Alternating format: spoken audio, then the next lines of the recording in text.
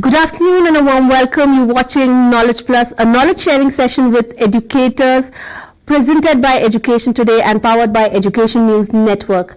Today we are going to discuss an important topic, what's new in the National Education Policy 2020, for which we have our esteemed team of educators who would be throwing light on this particular topic. Let's welcome our first panelist for today. We have Mr. S.C. Arora, who is the Vice Chairman of LPS Global School. He has done BA in Honours and Postgraduate in Mathematics from Punjab University. He's also done training from the University of Bristol in UK. He has also been the principal of APJ schools for 20 years and also been the chairman of Lotus Valley International School. He has taught in England for around 3 years and also been a part of Lawrence School, Sanawar, and principal of India International School, Kabul. And he's presently the vice chairman of LPS Global School, Noida. Let's welcome him. Welcome, sir. Thank you very much. It's a pleasure to be with you all. Moving on to our next panelist, we have Dr. Gopal Krishnan, who would be representing a D.C.M group of schools. Mr. Anirudh couldn't be a part of this panel because an urgent meeting with the Chief Minister had come up. So we welcome Dr. Gopal Krishnan here.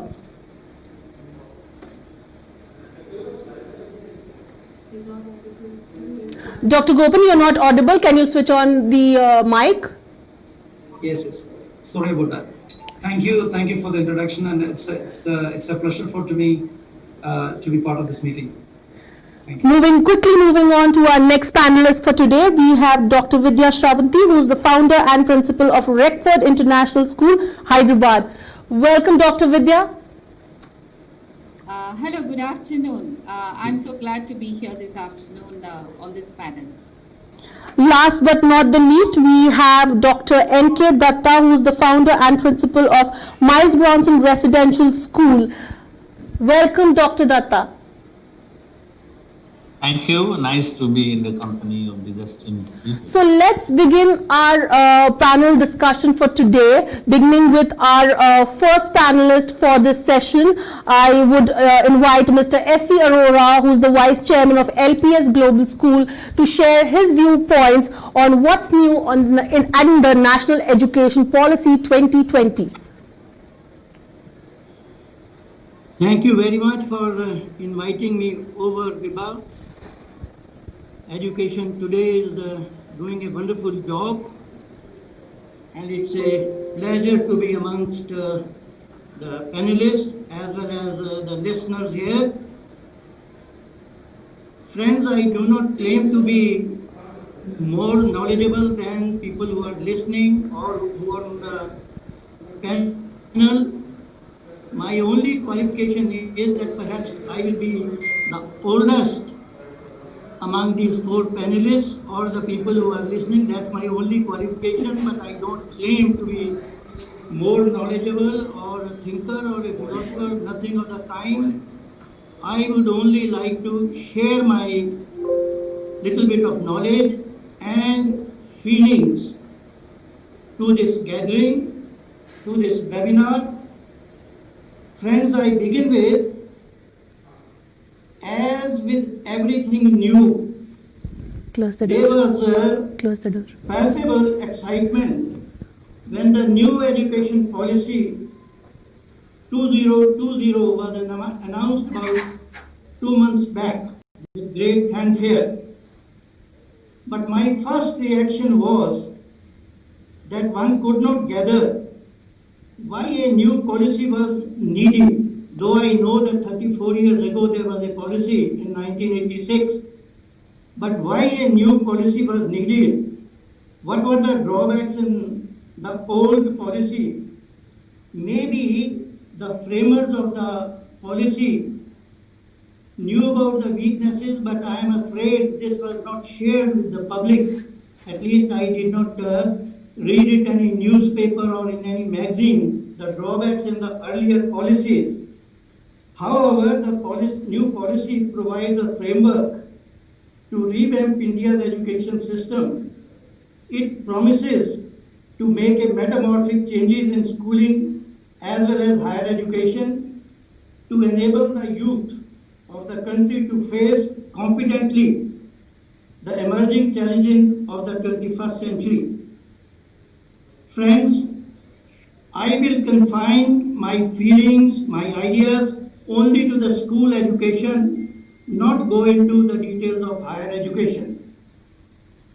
The first focus of the new education policy 2020 is on integrating early childhood care and education ECCE in the age group 3 to 6 years into the formal school education. Hence, the play schools will not be able to slip through the regulatory radar. Since the major brain development takes place during these years, it is a laudable reform. But the downside to this is, A, some people will lose their livelihood because most of the play schools will cease to exist because now these years will be integrated with the formal schools. B, small children now will have to commute longer distances because play schools were existing in residential areas and they commuted only short distances, a kilometer or two, but now they may have to commute 4-5 kilometers, sometimes even more, 10 kilometers also in bigger cities like Bombay, Calcutta, Delhi, they will have to commute greater distances. C, in play schools, good teachers came at low salaries and also the informal atmosphere attracted them. But now as the play schools are integrated with the formal schools, I do not know how many teachers will be available who will be willing to follow the rigor of a formal school system. So this is the downside as it comes to my mind. The second emphasis is on providing literacy and numeracy before the child enters class 3. It was absolutely necessary to bring in this reform. Friends, our internal testing showed that even the pupils of classes 5, 6, 7, they could not explain the concepts, they could not understand the concepts, even in classes 5, 6, 7 and onwards. And this carried on, this lack of proficiency carried on later in life. And in this aspect, friends, India's outcomes have been abysmally low, as the international testing PISA shows. Last time, we were second last out of 74 countries, just above Kyrgyzstan. The third salient feature of NEP is to create a symbiosis of vocational courses with academic subjects.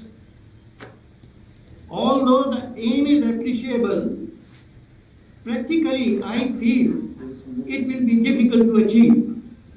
Why?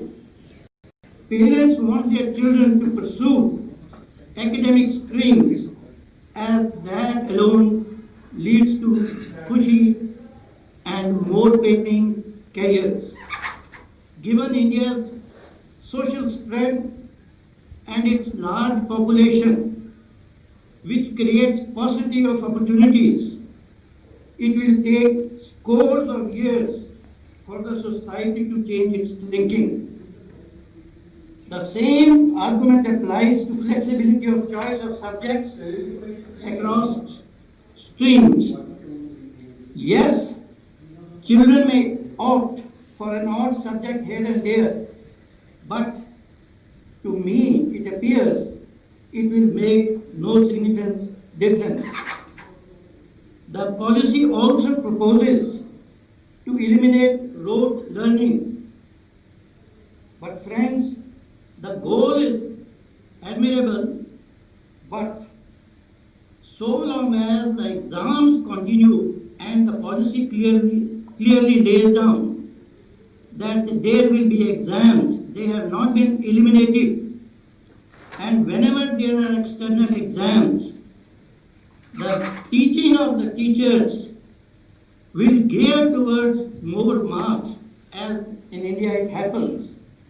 They will be guided by the exams, therefore external exams laid down in the policy has not been a very good idea.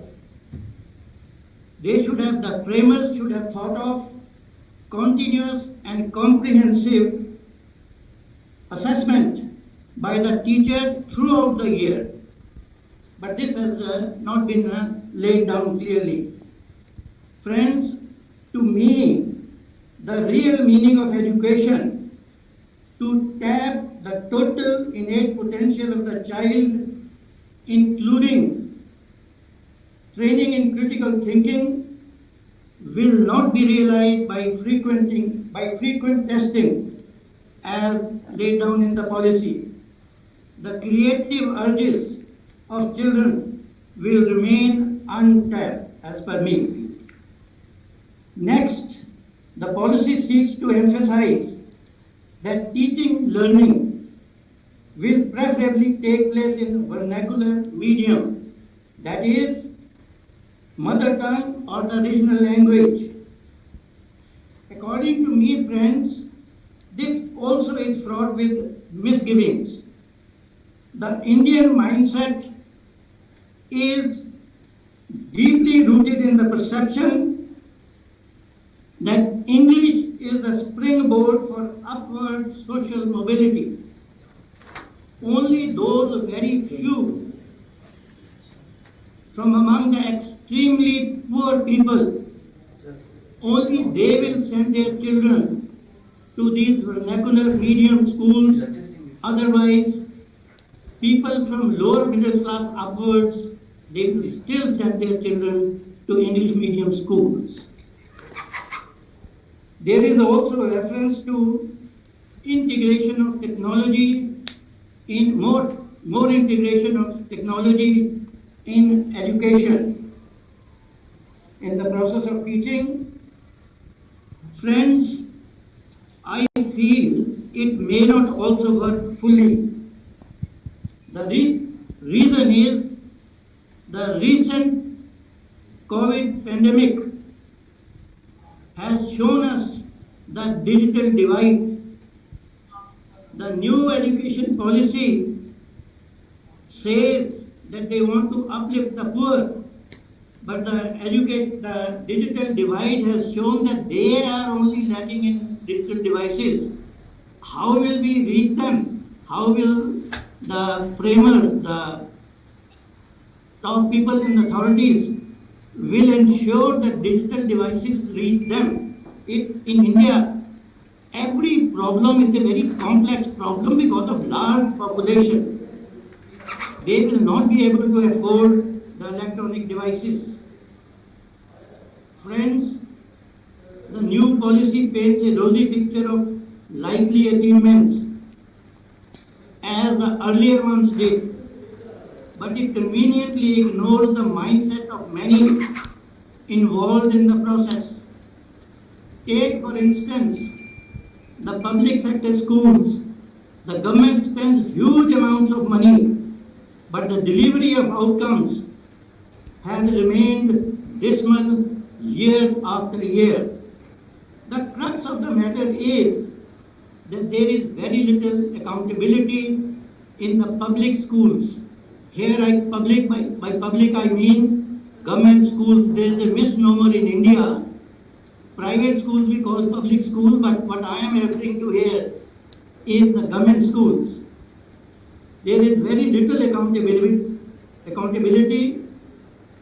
Friends, my personal experience is many teachers in government schools do not even come to the school daily. We have just to go, I'm speaking from personal experience now, we have just to go 50 kilometers away from big cities and you witness this happening. And those who do attend, their attitude towards their work is indifferent. Number of them are politically connected. You will recall in Haryana, our chief minister is still in jail for appointing substandard teachers. I hope you are able to recall. Even now he is still in jail. They have strayed into the profession, then they don't bother about teaching, more so about learning outcomes.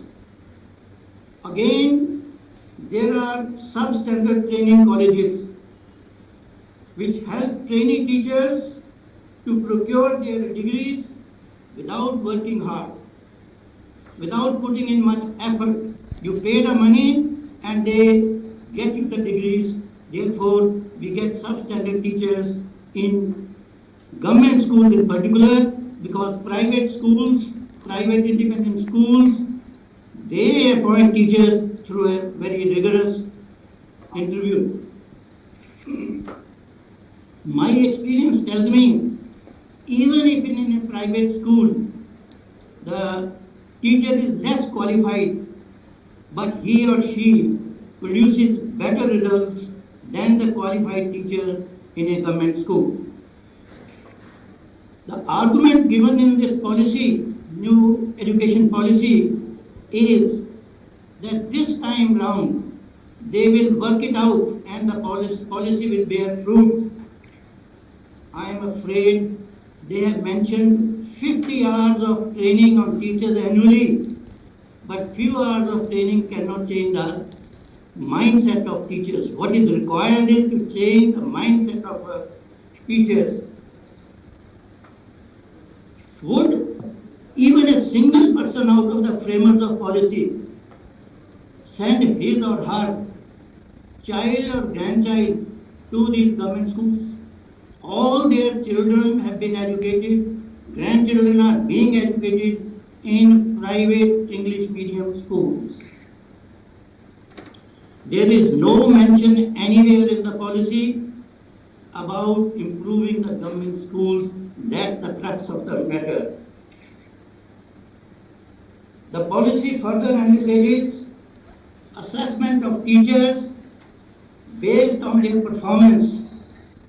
Friends, here my view is that it is not possible to assess them on performance, because what is going to happen, an outstanding educator may crumble in the face of large number of students in the class in government schools, whereas an indifferent teacher may show excellent results when our class consists of children from educationally motivated families. Then there are vast differences between students from cities and remote villages. The conditions are so varied that one criteria cannot apply all through. Friends, I have pointed out number of faults, but there is a way out. I have applied my mind.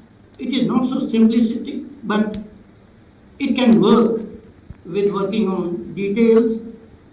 And the way out is make everybody accountable. How? See, instead of sinking taxpayers' money into public schools, that means government schools, could the government think of issuing, it has come in the papers also, some magazines also, but it's my idea as well, could the government think of issuing vouchers to parents of school-going children? What will happen is, they will have the choice of going to any school they like, submit the vouchers to the school, and the school will encash them. the salaries of the staff will be paid from the amount so collected. The present policy released with fanfare is excellent on ideas, ideals, aspirations. It can truly transform India as claimed by the framers. But the devil is in details, in its implementation. A workable strategy has to be thought of. The previous educational policies have betrayed us. How many more generations of children will have to suffer? There is no dearth of intelligent people in India, well-meaning people in India. They can achieve the desired results. I suggest that I'm talking about government schools, private schools. I think the managements look after various aspects of the school life. I suggest that clusters of about 10 government schools be made and an eminent education of proven track record be made the chairman of those 10 schools, the board. And he should have sweeping powers. This is my suggestion to the government and to the panelists as well as those who are listening to us. He should have sweeping power over these 10 schools, but most importantly, he or she should be free from political interference. That is the bane of Indian education system, or for that matter, bane of any system in India. It should not be too difficult to find such persons. Even retired persons can be roped in. Another strategy, friends, which is missing in the education policy, the new education policy, they have not mentioned anywhere giving incentives to private schools. They have very conveniently ignored the large population of children studying in these schools. About 47.8% of children, school-going children, are studying in private schools. My suggestion would be encourage these schools. Too much regulation is not conducive for schools to flourish. Instead of not only going all out to encourage, but provide them incentives for private participation, I am confident that they will rise to the occasion and produce responsive citizens. In conclusion, friends, I feel that the policy is an order from top. The creation of a culture of free, critical and creative thinking, as they claim in this NEP, cannot be achieved through fears, through orders from top. The heads of institutions have to be given plenty of freedom to run them. Breathing down their throats will not produce the intended results. The policy, no doubt, is well thought of, but while strategizing, care has to be taken that it does not fall by the wayside. The government will have to be nimble-footed in tracking the progress of the changes envisaged. Most of the time, principles are well intended, but the rules that follow for implementation spoil the show. By way of an example, in the current scheme, we introduced free meals to ensure attendance in the schools, but this in itself became a very big problem, and the education policy and the outcomes were lost sight of. Friends, if the lawmakers can ensure that the enunciated objectives are even half achieved, it will do wonders. The need is to implement the policy intelligently and sensitively. It can take India to the pinnacle of glory as in the days of yore. Otherwise, friends, according to me, it will remain a document of wishful thinking.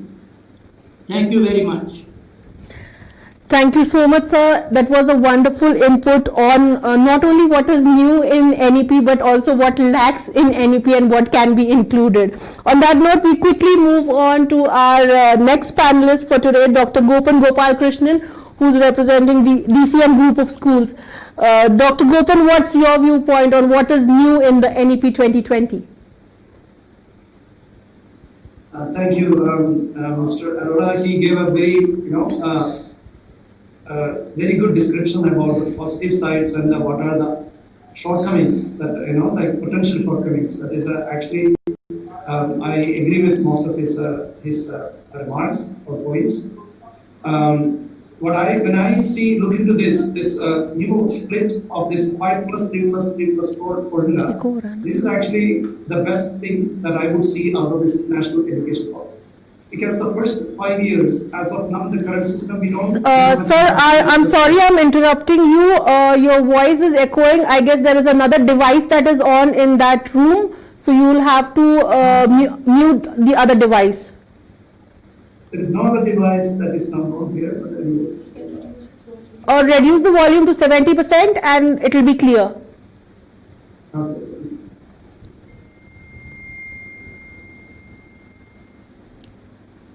Okay, is it better now? Yes. Okay. So this I was just saying that this the split of 5 plus 3 plus 3 plus 4 formula is the best thing that I would derive from this new national education policy, because the first 5 years that includes the kids from 3 to 6 years of age is where most of the brain development that happens. Like another up to 10 years of age, most of the brain, 80% of the brain development happens till the age of 12. So far in our education system, this first 3 years, at least the first nursery to grade 1, has been somehow overlooked. So the national education policy is giving importance to that is a major step forward. This is my first view about that. And then the second tranche, third to fifth, is also an important age where the children would be becoming self-learners. If we follow this strategy strictly, we will be able to create a set of students by the age of 10, or let's say grade 5 or 6, we should be able to create self-learners. As opposed to right now, what is happening is you go and ask any child in grade 9 or grade 10 about what they have studied in the previous years, they are unable to answer that, because the way we learn, the way we teach, whether it is the teachers or the parents or the students, is just exam oriented. From there will be a paradigm shift to the learning method, the method of learning outcome assessment, right? This would be a major step forward. Another point is that what I see, so there are 3 main pillars that I noticed in this new education policy. These are the experiential learning, skill education, and the technology-enabled curriculum. So these, again, if we implement it in the right sense, and whether the parents would take it seriously or the schools would take it in a serious manner, this can derive a huge positive impact. For example, in our institution, in group of schools, we actually started this experiential learning already 2-3 years ago. Right? Also, skill education. We are already offering skill education such as, for example, artificial intelligence, design thinking, and IT, starting from grade 6 onwards. We have some of the courses we got affiliation already from the CBSE. So we started it already before the NEP proposed these ideas. The impact that I can say from our own personal experience is that students, when they get a chance to do things hands-on, this will make a huge difference. For example, I am from the science background. A teacher is explaining the chemical reaction. The chemistry teacher is teaching chemical reaction. We start writing just For example, the left-hand side you have the reactants, right-hand side you have the products, you write the arrow and everything. This is being taken as just like a, like a technique. They are learning this by heart, and some of them will remember it, some of them will not remember it. Whereas if you try to connect it with the day-to-day life and give them some experiential, hands-on, aspect of it, this will become part of their life, and they will never forget this. This is one aspect of that I see in an experiential learning. But again, this policy, it is not that our earlier policies were not good. We had also other policies, but how we implement that. The previous policy that time I was actually not in India. Actually, I studied in Switzerland. I was working abroad. I came back to India only 2 years ago.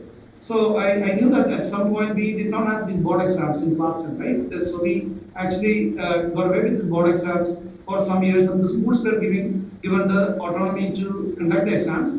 We had the board exams only in class 12.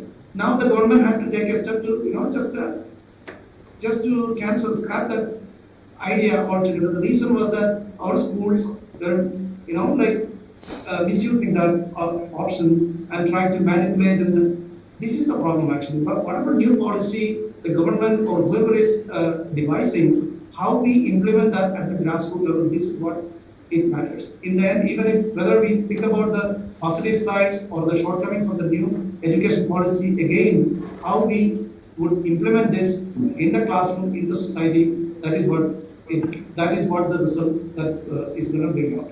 Second pillar that I want to talk about is the skill education. The skill education, again, starting from grade 6, they want to introduce skill education, which, as I mentioned, we have already started in our schools. I mean, this is again, for example, one of the curriculum that we formulated is coding. So we are teaching students coding starting from grade 6 onwards. So this coding is somehow related to the games that everybody now, the children are born into the new technological era. Everybody is playing. Kids are fascinated about games. How are these games actually made? Our teachers are actually showing them, right, how to make a simple game. The children are given grade 6. Students are actually making their own games in their little smartphones. So giving them, instead of just using the technology, but also to give them an opportunity to put their hands on, to create something what they are seeing outside. It gives, that their way of thinking would go to a different level. So this is the skill, incorporating skill education at the school level. I think this is a great step forward. Again, if we do it fine. Again, I come back to my own personal experience. I studied in Switzerland. I told you. That we always know that Swiss watch is the best. Swiss chocolate is the best. Swiss this is best. Swiss that is best. Well, how that little country made everything best? The reason is this: they have at the school level, after grade 5 or so, they already have 2 streams. One is the vocational stream. Another one is academic stream. So a child who becomes a doctor or professor should be good in not only physics, chemistry, and mathematics, also in music skills, artistic skills. They check the ability of the child, the talent of the child at 360. They are the only ones who would be getting into that particular stream, who will be coming out as the top academics of the country. Whereas others, on the other hand, again coming back to the chemistry, in grade 6 or 7, we teach them.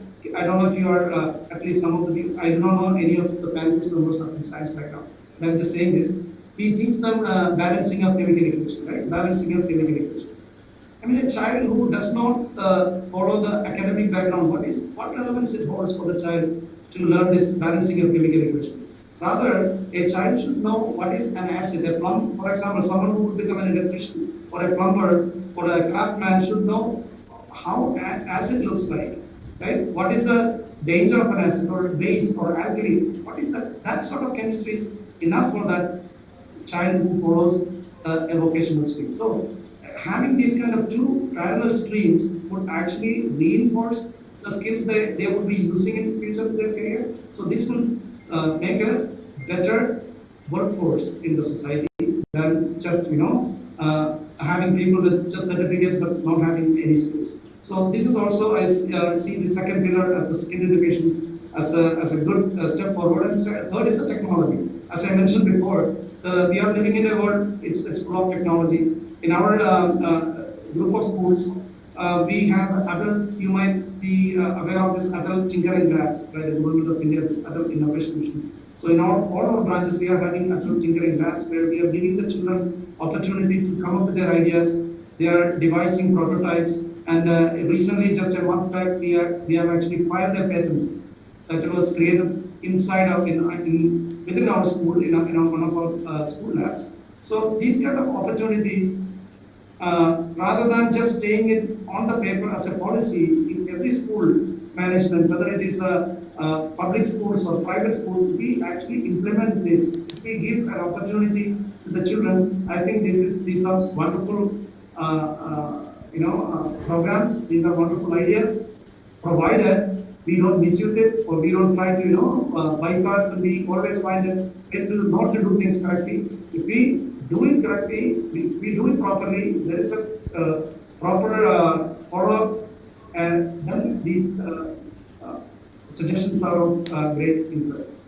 Another one last point that I want to talk about is this higher education. Just one point. Higher education, they are this affiliation of colleges. They are giving this 15 years. This is also another higher after the school education. When the higher education institutions are also not really doing their task or job properly. This is what I feel like. So like in our school, we are giving a lot of exposure to our children to devise new prototypes. Whereas when you go to university, even recently I was talking to someone, they have to prepare a project at the end of their bachelor's program. They don't do any project. The teachers also know that, the professors know that they don't do the project. Instead, they pay to somebody outdoors, so somebody external agencies are doing this project and giving it to them. And the teacher, the professors know that, okay, this is how it is coming, but they don't care. They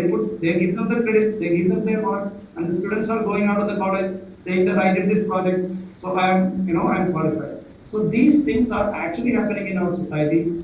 If we follow this new national education policy in its letter and spirit, and if we follow this, if we implement it in its true spirit, I think we have a bright future. Thank you. Thank you so much, Dr. Gopan. That was a wonderful input combining technology and experiential learning along with skills. We quickly move on that note to our next panelist, Dr. Vidya Shravanthi, who is the founder and principal of Reqelford International School. Dr. Vidya, what's your take on the National Education Policy 2020? What's new in it? Hi, Vibha, and I'm glad I'm on this panel. I'm able to share my views.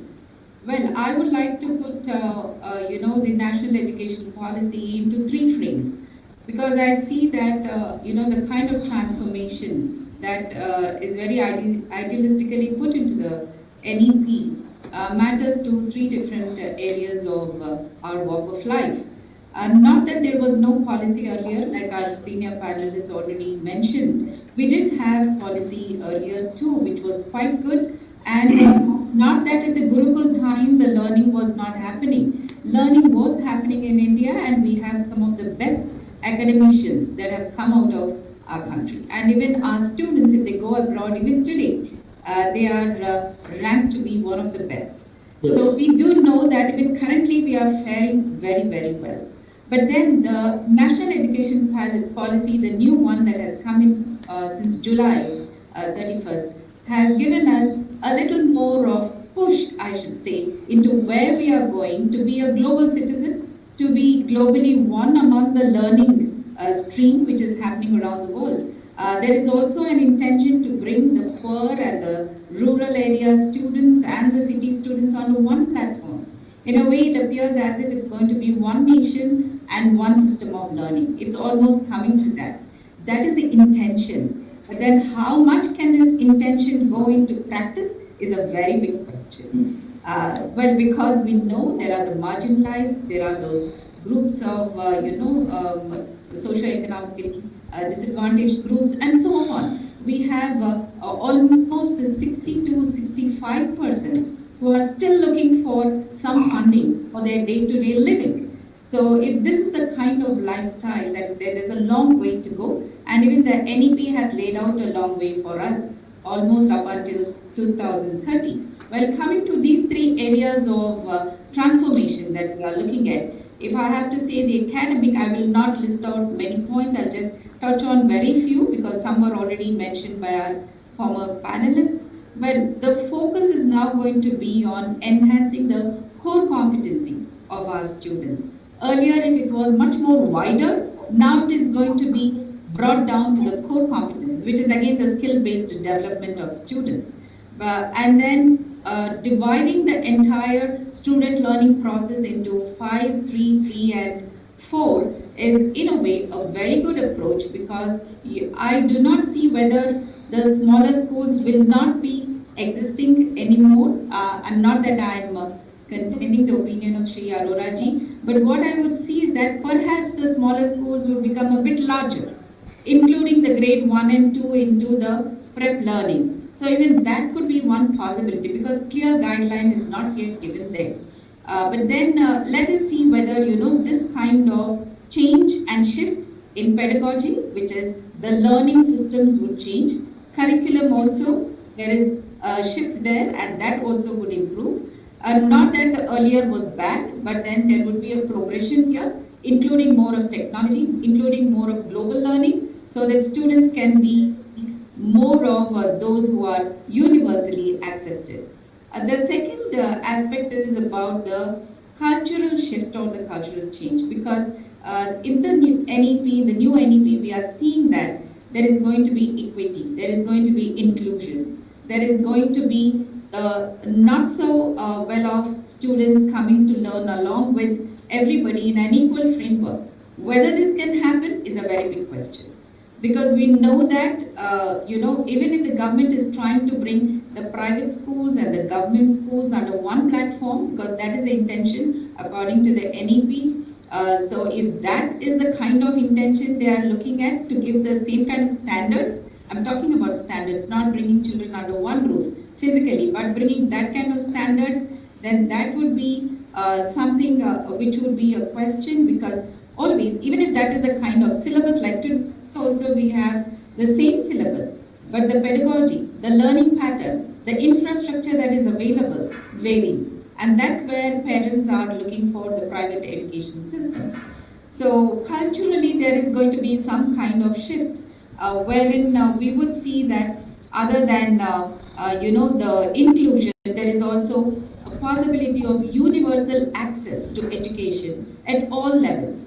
Not that education is not available now, but we see that in many of our rural areas, children need to travel very far for basic minimum education. And even after traveling, the teachers are unavailable, or the teachers are not present there for that moment, or the timings do not match, or the transport is not available for them. So there are very many reasons, or perhaps the home front is not cooperating. Poverty, of course, is the main root cause we can see, or perhaps there is also the family wherein there is gender discrimination. So sometimes parents. So this kind of inclusivity means not just the socio-economic background disadvantaged groups coming into learning, but even the gender equality. So that kind of coming together of many students to learn. At the same time, the new NEP talks of instilling more values. So there is a value-based learning that's going to, even the well-being, health, nutrition, many areas are covered, and all this is integrated into learning processes for our students. When we talk about integration, there is one major point in academics that I just missed out, is about integration of subjects, which is already happening in many schools. And it's happening in schools where they're offering, the Cambridge education curriculum or some other, like the Swedish curriculum and so on. So you would see that there is an integration of subjects that's already happening. So if we are going to do that at our national front, that is going to in a way help our students definitely, because they would then see that they can connect their learning into their living as well. Or else learning becomes one part and then living is another part after the child grows up. Also, there is no hard separation. This is another major thing that we've seen. There's no hard separation in curricular, extracurricular, also the academic, the vocational learning, the science and humanities, sports, arts and academics, everything we will have to see, because we've seen that in the new NEP, the standards are given. There is a theory that is mentioned, but how can it be practically rolled out? The roadmap is not yet very clear. So talking of the cultural part of, the dimension to this NEP, I would say that parents are a part of this entire learning process. Parents need to be encouraged and educated as well, because we must see that parents are cooperating in this kind of change. We see that most Indian parents are only looking at the marks, the grades, and which is the next career for my child. So if that is the mindset, there needs to be a complete turnover of mindset. Now I'm coming to the last and one of the most important aspects of how to go about with our new education policy, a national education policy. Now, one of the main constraints is infrastructure. We are talking about private schools, we're talking about government schools, we're talking about the public schools or the government schools. But what we see is that even in the private schools, how many private schools have enough funds to provide the kind of infrastructure, to provide the kind of inclusivity, because you need to have more teachers, you need to have more professionals. Can you really afford that? Because you have a number of students, and also in some way they are talking about having a fee, regulation committee that will come into place. So if that be the case, then those who want to have, a different atmosphere, infrastructural learning, that may not happen. Can you give the same infrastructure to all levels if you're going to prescribe the same fee? Can the private schools give different kind of infrastructure? Can the government schools provide for more infrastructure, better infrastructure? It's not only in terms of computers or ICT, but also the basic infrastructure, including the teachers and others who can enjoy this learning. Coming to the actual practicality, we see that most teachers do not have enough guidance, nor training, nor does the B.Ed course currently offer this kind of equipping of teachers that we are seeing. Of course, in future, the NEP says that they're going to be, like Professor Arora already mentioned, there's going to be 50 mandatory learning sessions for every teacher. Perhaps Diksha would have the resource material and Diksha would help out in this process. But still, can the teachers really equip themselves in spite of 50 is not a small number. Even to connect 4 in a year is quite some challenge, because the teacher needs to devote himself or herself to this learning and at the same time implementing in the classroom. And there is so many other activities, extracurricular, co-curricular, so many other things that the teacher needs to nurture the student in. So the teacher equipment becomes one very major challenge. There is also the continuous assessment that the NEP is talking of. And coming to the assessment, we've seen that very soon there will be some guidelines which will come out through the PARAK. The PARAK is, the body which would actually frame how how all this knowledge and holistic development can actually happen. So when that is going to happen, perhaps we will have the standards given out, and then we can see how exactly to go about with it, which has not yet come out. But then we will see that the teachers need to maintain those standards in order to cater to the needs of these students. Also, the schools are, administratively, the schools need to do several things to reach up to these standards. The complexes that we are talking about might be a help, and there would be sharing of knowledge, school to school, pairing of schools and sharing of knowledge, sharing of resources. Perhaps the NEP also talks of sharing of teachers and sharing of guidance from other schools. So if this is going to happen, it's definitely going to be good, because the disadvantaged school can always get help from the better of school. But can it really happen is a big question. When coming to the continuous assessment, one point I would like to state is that Assessment, as of now, we are talking of school assessment to be at grade 5 level and grade 8 level. The NEP talks of grade 5 and grade 8. And then, of course, board exams at grade 10 and grade 12. So, this is the basic assessments that would happen. At the same time, the NEP talks of continuous assessment as well. So, how should this continuous assessment, perhaps rubrics would be given. And the students also need to raise up to a certain standard level. So that is what the NEP talks of. So these are not very clearly yet given. The rubrics are not yet mentioned. So this rollout plan is going to come to us soon, I suppose. Quality assessment of schools. So how many schools can reach that quality assessment? So teachers need to be trained, administrators need to be trained, governance needs to be a step up and so on. And effective governance is needed. All schools need to have their own planning. Well, all this has been happening at in some way or the other. But what happens now is that if the government or the NEP brings in a certain mandatory rule that has to be followed, then will the teachers and the management move their direction and their attention to something else and not really cater to the nurturing of children? So this is where we need to see. The teacher of olden days always was looking to the well-being of a child by being a mother or a father. But now if you become, of course, professional development is required, professionalism is required to be one with the global standards, but we as Indian culture and also we who are brought up with all these standards of nurturing our children, we cannot lose that touch of really bringing up our students to be of that level. And the NEP is very ambitious, I should say, but how much is the practicality and how much will the implementation be is a big question. Thank you. Thank you, Dr. Vidya. That was lovely to hear from you about what's new in NEP. On that note, we'll quickly move on to our last panelist for today, Dr. Mk Dutta, who's the founder and principal for Miles Bronson Residential School. So, Dr. Dutta, what's your viewpoint on what's new in the national education policy? The outset, it was really illuminating for me to hear from very, very esteemed panelists. Now, I would like to go with the proposition itself, which says that what is new in the new education policy.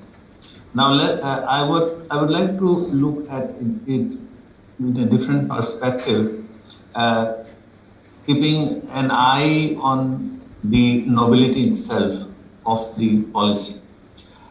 First of all, if we look at the policies from the past, starting from the Charter Act of 1813, when a lakh of rupees was granted and the British was convinced by some of the missionaries like William Grant that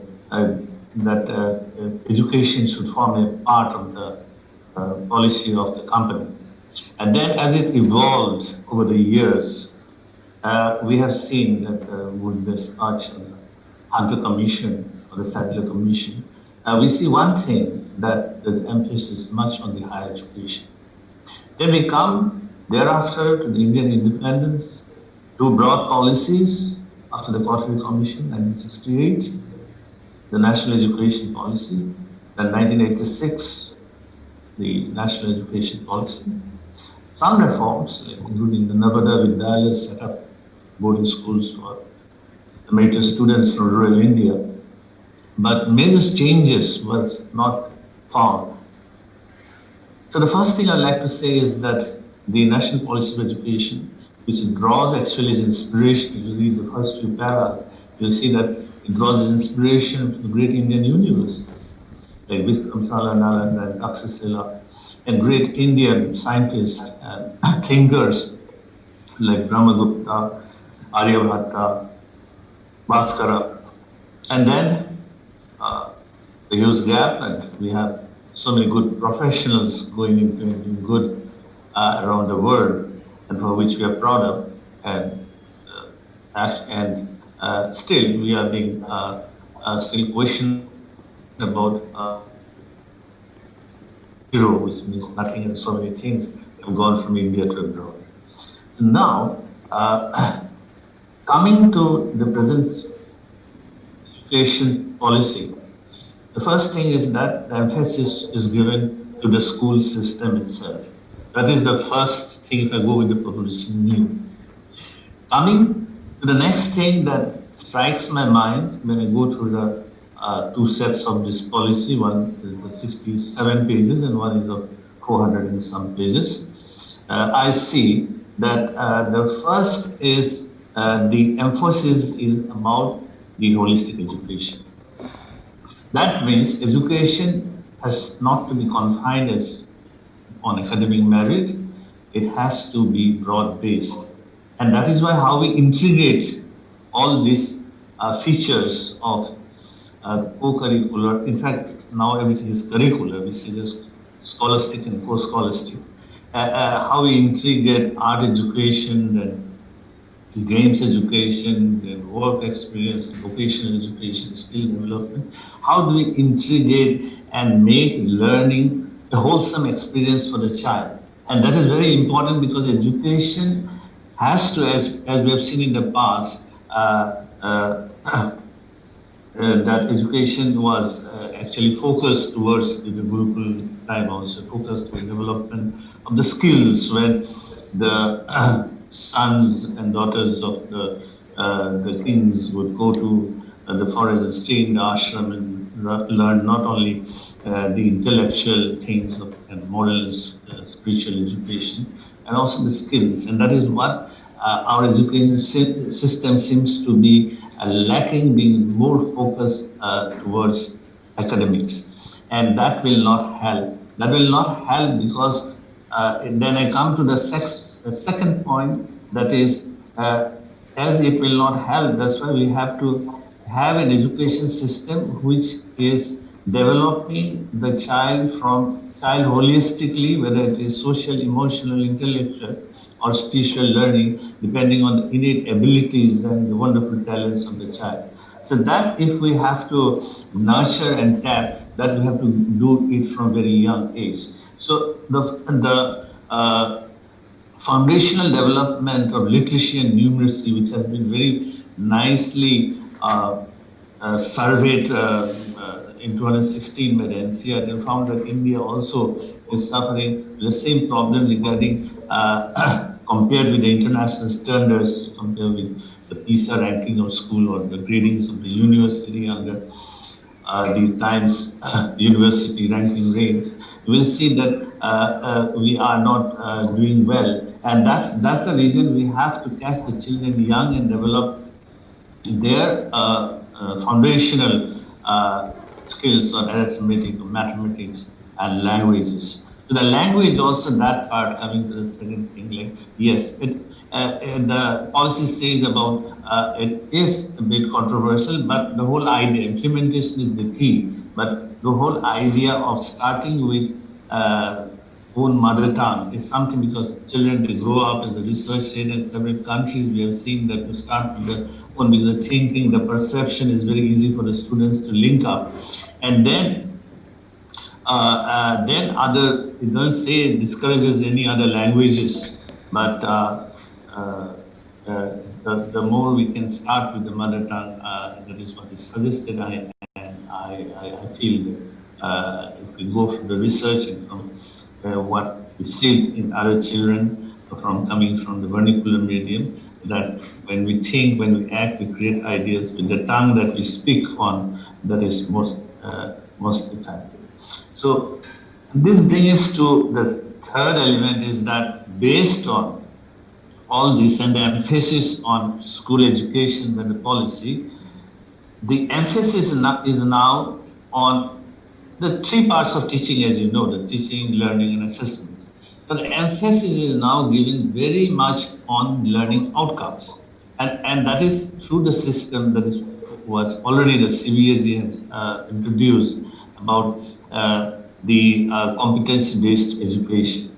So the outcome-based education, where the teacher is very clear, it is different from learning objectives, where the teacher is very clear of learning outcomes, and by learning outcomes we mean to say that the outcomes of not just knowledge but skills and attitude and abilities, that should be very nicely discernible in the pedagogical planning when the teacher has planned of the outcome. So the outcome here has to be very observable and very measurable.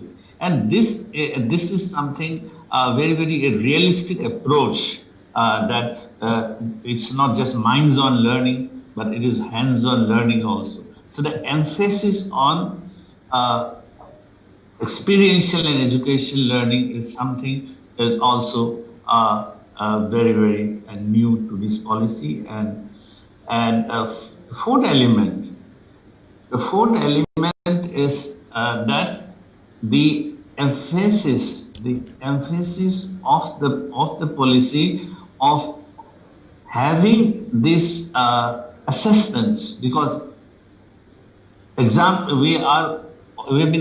also grew up that way, that we prepare our lessons. We'll prepare lessons for the test and examinations. We don't prepare our lessons to connect it with life. We don't prepare our lessons for work and living. We don't prepare, we were not taught. We were taught to face examinations. But actually, learning is a lifelong process, and learning is for life. And that is, I don't know to what extent the emotional and the social learning is so important has been emphasized, but I think it is also a blend in the whole process. So that kind of an approach to learning, which is very healthy, it is not very scary. The element of fear and stress and anxiety that we are talking about can be kept aside, because then the whole learning experience becomes very enjoyable, and it is individual and differentiated based. It is not competing with each other, but competing to oneself, and that is very implicitly clear in the policy. So the 360-degree assessment that the Parag is emphasizing, as Madam has also highlighted, that is something that is something very new and very important. Then fifth element, last but not the least, is the innovative pedagogy and the role of the teachers. Here, if something has to change, then first of all, the gurus, the mentors, the parents or teachers will be changed first. As the focus is always in gaining marks, as someone said in the panel that the parents do. But we have to change that, because actually when we are talking about the 21st century skills, then actually they need those skills, not just academic merit, but also how to apply those theories into practice. So that is a very important element, that the innovative pedagogy, the different ways the teaching, the approaches that has to come, which needs the real empowerment and the enrichment of the teachers. And it is very welcoming to see in the policy that, for example, the analysis of the kind of degrees in the field of education in B.Ed and other degrees that has been offered, that the policy clearly states that it is not of quality. So that we have to raise the standard, raise the benchmark in which the quality of the teachers are improved to a large scale, because there's a paradigm shift in the approach to teaching and learning in the national education policy. So what is important is that we have the people. Education is not about governance, or it is not about teachers. It is about the society itself. Anything wrong in the society, that goes from education. Anything goes in the education goes from. So it is very, very connected, and these connections should be very positive, because I see it is a very national education policy this time is a very, very innovative, very, very pedagogical, and it has come. It has taken a lot of things from abroad, but whatever it is, this is what we need for the future. So if we are to take advantage of digital divide, then we have to really create a pool of this highly populated country. We must not forget that. It's not an easy task for any government or any teacher or anyone to educate the huge masses of 2.2 population. Biggest populated country and very thickly populated country, and we are not doing badly, because we have seen, and I have got a lot of trust and faith on our teachers, and we have seen from the ancient times of Gurukul and to the present times of online teaching, where the two teachers immediately took up to technology and could leverage with that. So we do think there are a lot of new things in the policy, and there are few things at least one can be a critic of. That too I appreciate, but still I would like to look at the glass as Half full. half full, no, all full with air.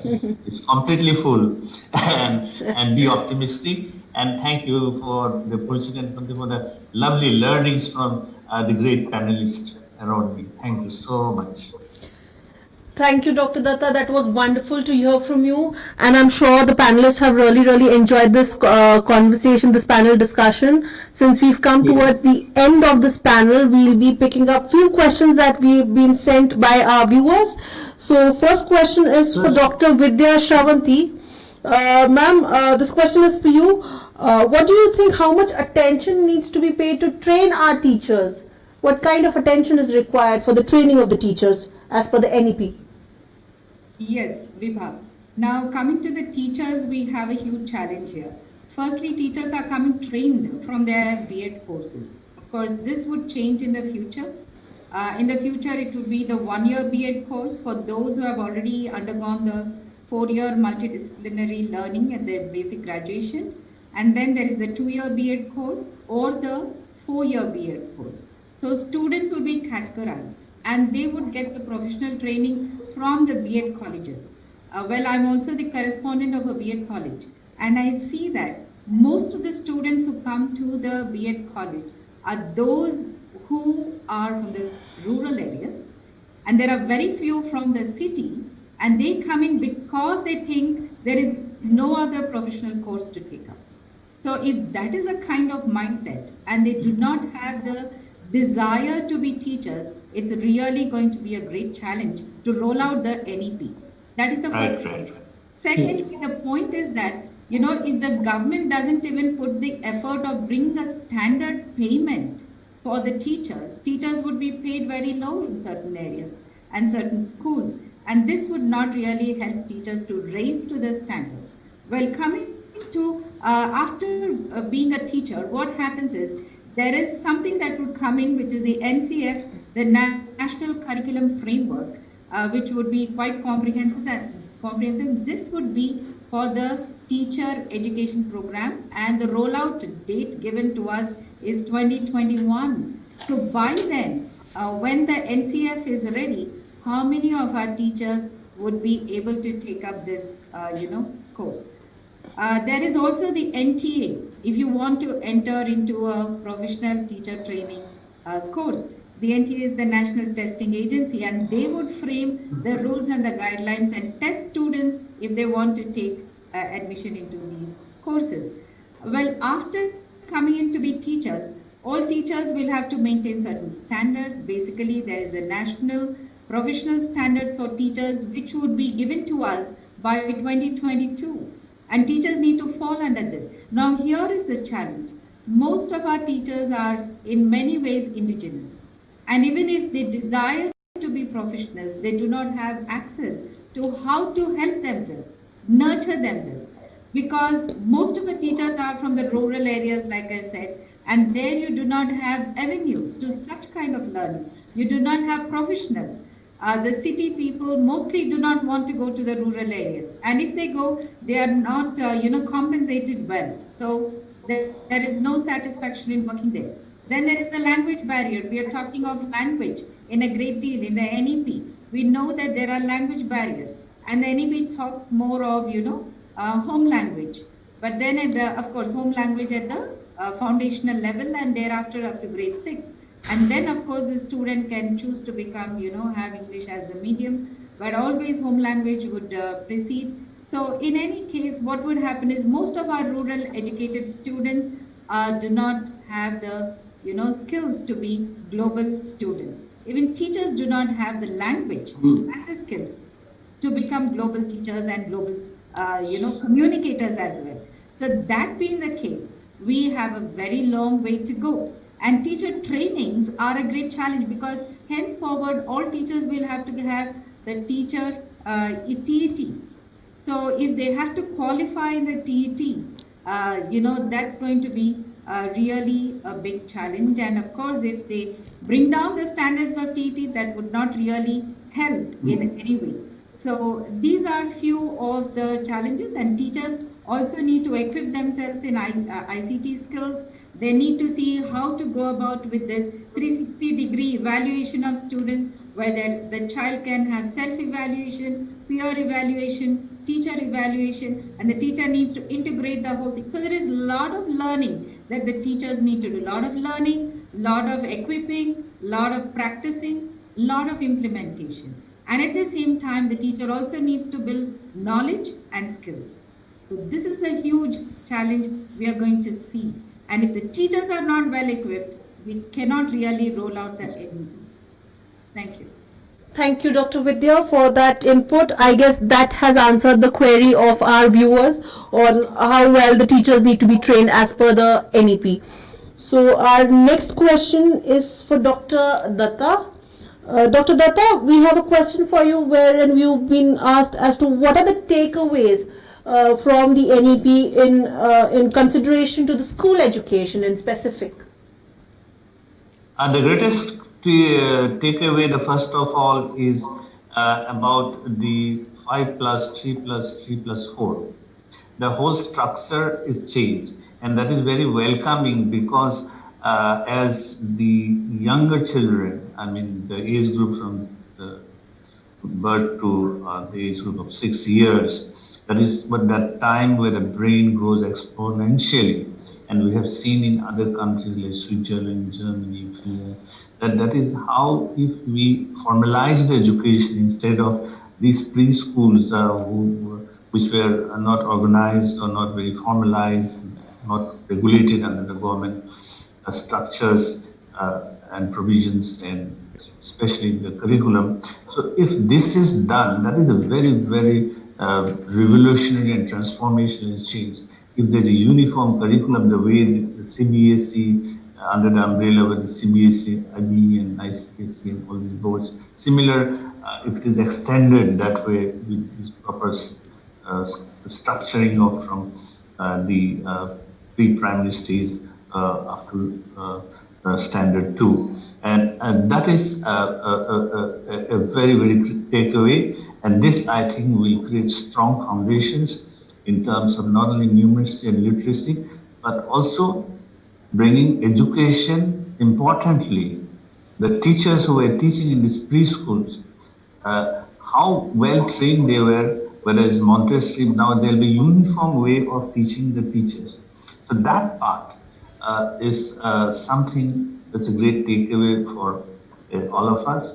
The second thing is that the external kind of examination based on a semester system coming in class 5 and 8 is also a very, very important sign.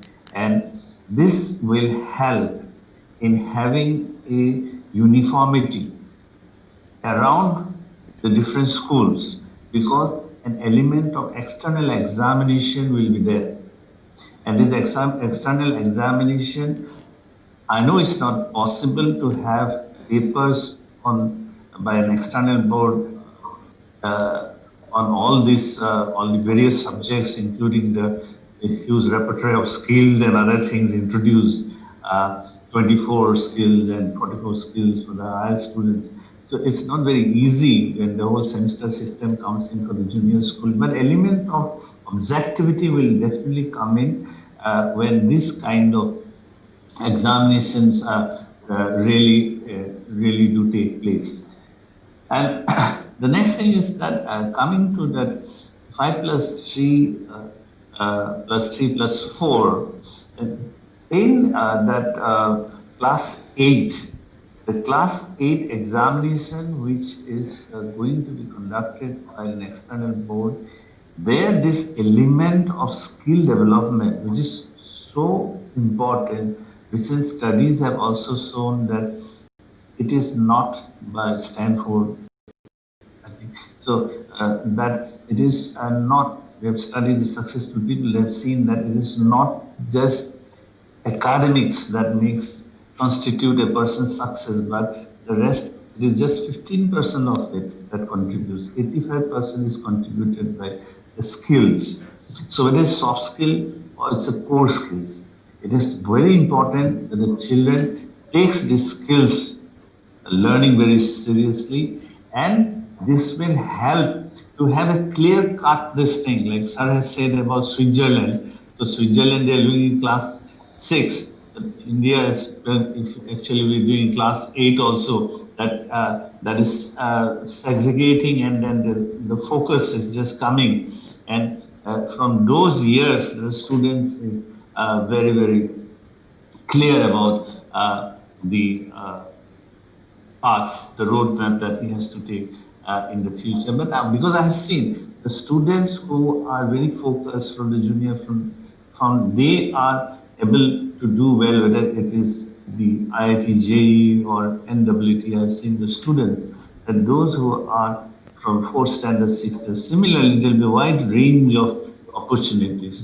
And last but not the least is that integration of the subjects, that multidisciplinary, transdisciplinary approach, the lifting of the streams in CBSE school, we are not supposed to call it streams. So except for physics, chemistry, math, that combination, others, everyone, because that will need some more advanced in terms of their basic understanding of maths in 9th and 10th.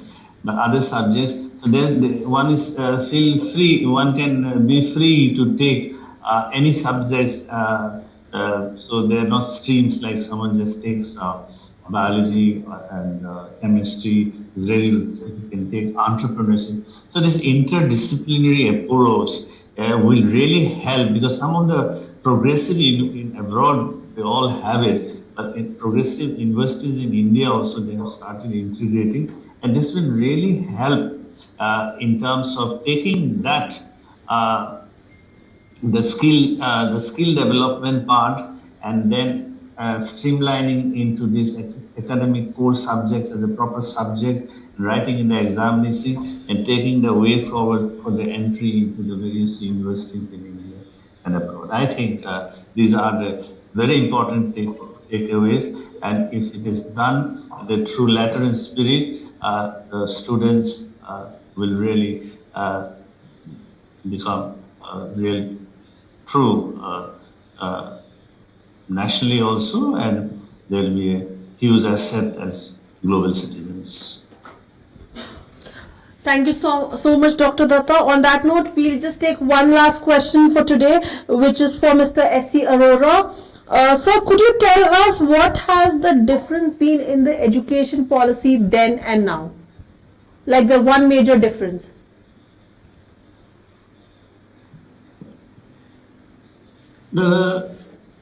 To me, I have heard all the panelists and your question.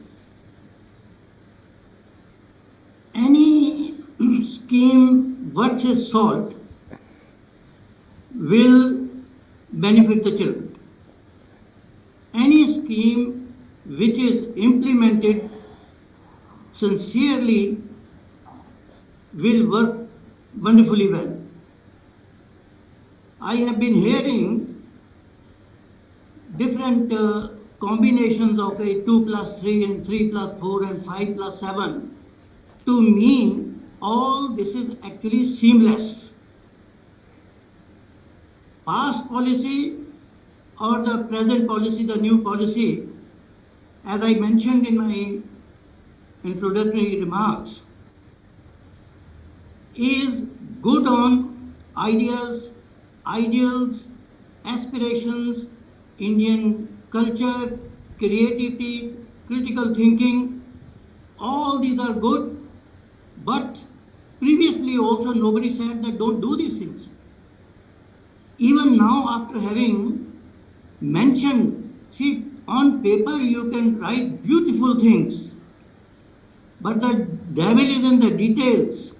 The practitioner in the classroom, what he passes on to children.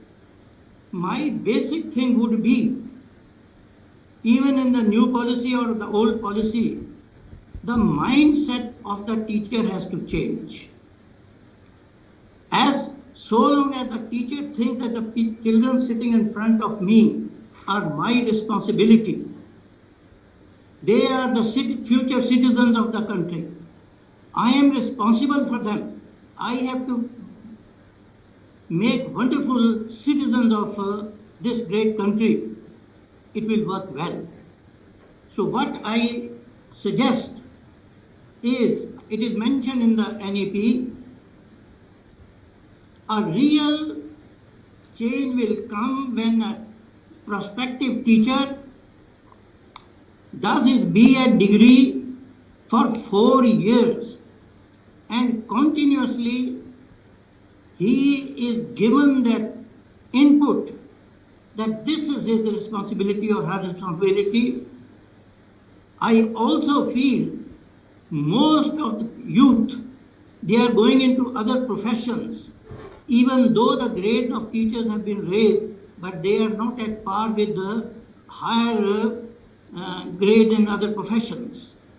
So therefore, from a lower category, the teachers come, they pass on the same thing, but with this 4 years and 50 hours of annual training will bring in some change, but this change also will not come till the mindset of the society also changes. The plumber has to be respected, the carpenter has to be respected, the electrician has to be respected. Till this comes, the mindset of children and the parents will not change. They would want their children this. Then the new education policy mentions about exams at the stage of class 5 and class 8.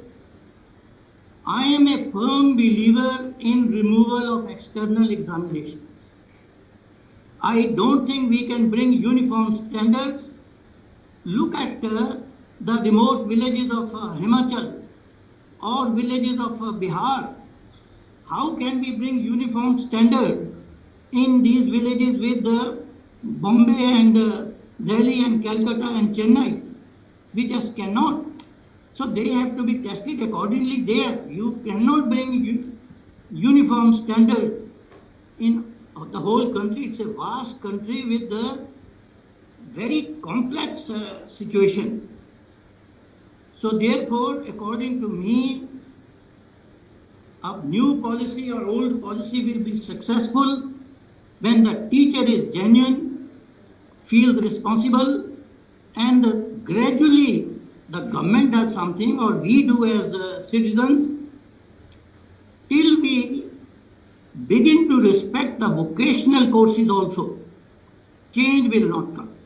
This is my, whether it is 2 plus 3 or plus 5, these are all seamless things to me. It does not matter. Yes, we should be careful from the age of 3 to about age of 8, 9, that lot of emphasis should go in the personality development, cognitive, emotional, all these aspects should be looked after. The teachers should be most competent there. This would be my remark, concluding remark for this discussion. Thank you, sir. Thank you for that wonderful input on the changes that has been there in the new policy, which were not there at the past. So on that note, viewers, we come to an end of this panel discussion on what's new in the National Education Policy 2020. I'm really sorry because of the time constraint. We could take only very few questions that you had already posted, but we do have a lucky winner with us who's won 1-year subscription to our Education Today portal, which gives you a free listing of your educational institution for 1 year, gives you a dashboard to upload your events and achievements, a complimentary write-up, admission open tab, and much more. So congratulations on the win. For more such interesting conversations and panel discussions, do not forget to log on to our channel, which is www.denn.com. You can also follow us on YouTube with Education Today, and also log on to our Instagram to get new updates on the panel discussions that are coming up. For now, signing off, Vibaraj. Thank you. Thank you. Thank you. Thank you, dear panelists. It was wonderful.